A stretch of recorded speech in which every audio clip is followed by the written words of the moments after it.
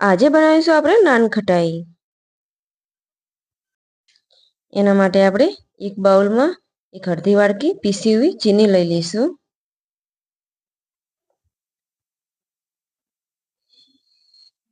અને આપણે અડધી વાડકી ઘી લઈ લઈશું। આ બંનેને આપણે સરસ મિક્સ કરી દેવાનું। જેટલા ઘણી આને એકદમ વ્હાઈટ ક્રીમ ના બને ત્યાં સુધી આપણે મિક્સ કરતા જઈશું।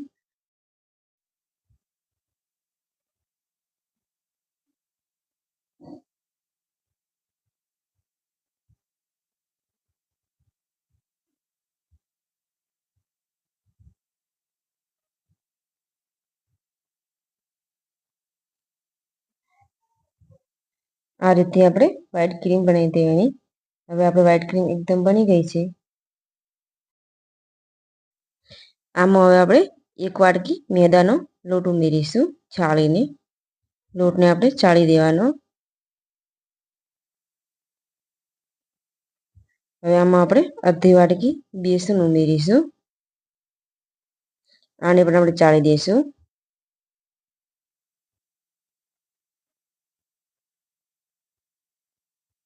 2 થી 3 ચમચી આપણે સૂંજી ઉમેરીશું।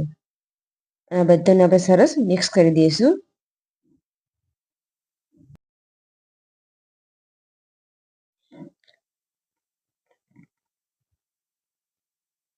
હવે આને આપણે હાથથી લોટને બાંધી લઈશું અને એકદમ વજન નહીં આપવાનું, એકદમ ફોરા હાથે બાંધવાનો।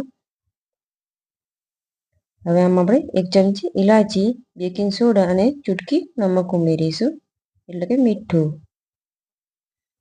બધાને સરસ મિક્સ કરી દેવાનું। ઘી થોડુંક ઓછું હતું તો આમાં આપણે ફરીથી 4 ચમચીઓ ઘી નાખીશું અને લોટને આપણે બાંધી દઈશું।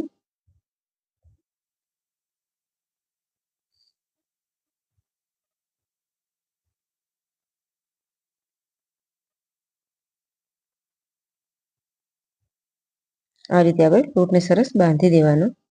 એક આપણે હવે ગોળ ચમચી લઈ લઈશું આ રીતની। આમાં આપણે થોડા ડ્રાયફ્રૂટ નાખી અને આમાં આપણે નાનખટાઈ બનાવી દઈશું। હવે આમાં થોડોક આપણે લોટનો લોયો લઈ અને આમાંથી આપણે નાનખટાઈ બનાવી દેવાની।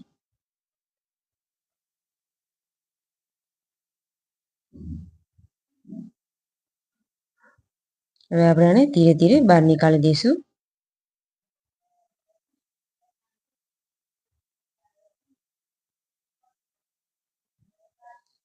આ રીતે આપણે બધી નાનખટાઈને તૈયાર કરી દઈશું।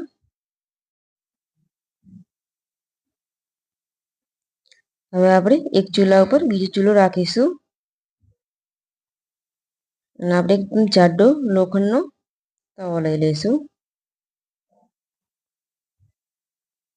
આના ઉપર આપણે બટર પેપર મૂકીશું। હવે આના ઉપર આપણે નાનખટાઈ રાખી દઈશું। થોડી જગ્યા રાખવાની, એકદમ નજીક નહીં મૂકવાની અને ગેસ એકદમ ધીમો રાખવાનો।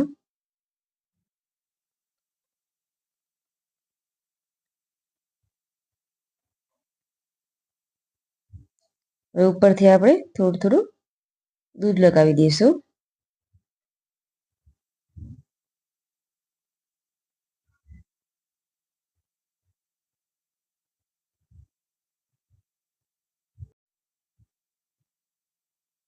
હવે આને હવે ઢાંકીને 10 મિનિટ થવા દઈશું। 10 મિનિટ પછી આપણે આને ગેસને બંધ કરી દઈશું અને નાનખટાઈને એકદમ ઠંડી થવા દઈશું। તૈયાર છે આપણી નાનખટાઈ। હવે આને આપણે સર્વ કરીશું।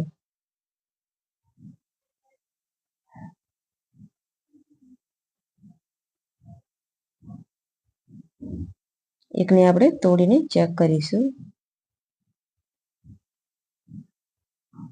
તૈયાર છે આપણી નાનખટાઈ।